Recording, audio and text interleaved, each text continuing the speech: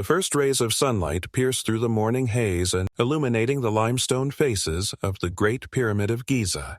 Sarah Chen, a first-year archaeology student, stands beside her mentor, Dr. James Harrison, as they prepare to unveil groundbreaking research about the pyramid's construction methods.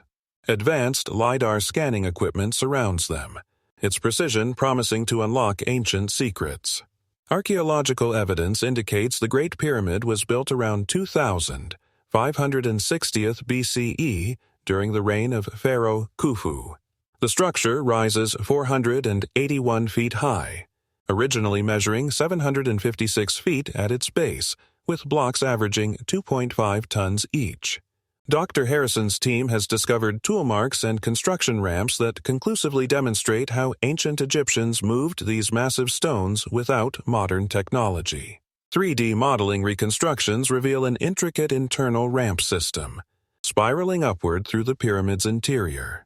Written records from the period, including papyrus documents found at the port of Wadi al-Jarf, detail the transportation of limestone blocks via the Nile River. These documents, dated to Khufu's reign, provide precise accounts of construction logistics and worker organizations. The team's analysis shows how ancient builders used water to level the 13-acre foundation to within mere centimeters of perfect horizontal alignment. Copper saws, bronze chisels, and granite hammers left distinctive marks that match tools discovered in archaeological sites across Egypt. These findings directly contradict pseudoscientific claims about alien intervention.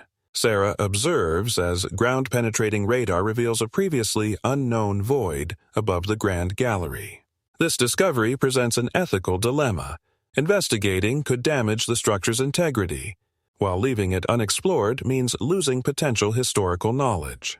The Egyptian Supreme Council of Antiquities must weigh preservation against scientific advancement. Dr. Harrison explains how the ancient Egyptians used simple but ingenious techniques to achieve remarkable precision. They employed basic tools like plumb bobs and set squares to achieve near-perfect right angles.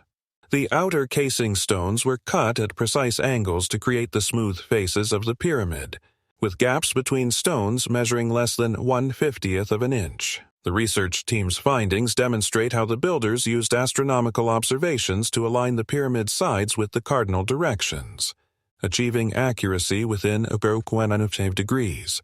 The construction required careful planning and organization of a workforce of approximately 20,000 skilled craftsmen, not the slaves of popular mythology.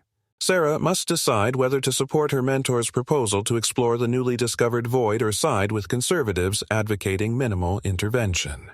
The debate echoes through the archaeological community. Should scientific curiosity override preservation concerns? The answer could reshape our understanding of ancient Egyptian engineering. Modern analysis reveals the pyramid builders' sophisticated understanding of mathematics, architecture, and geology. They selected limestone quarries based on rock quality and developed techniques to cut and transport blocks with remarkable efficiency. These discoveries highlight how human ingenuity, rather than supernatural intervention, created one of civilization's greatest monuments.